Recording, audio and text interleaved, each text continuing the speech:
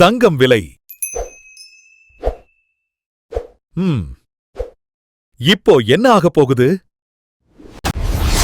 2026ல தங்கம் விலை தலைகீழா மாறப்போகுதுன்னு நிபுணர்கள் சொல்றாங்க.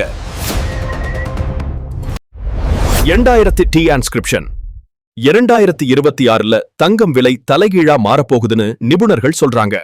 வட்டி விகிதம் மாறினா தங்கம் விலையும் மாறும்.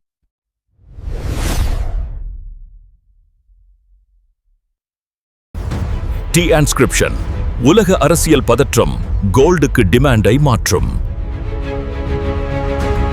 சில மாதங்கள் விலை குறையும், அதுக்கப்புறம் திடீர் உயர்வு. முதலீடு செய்யறவங்க அவசரப்பட வேண்டாம்.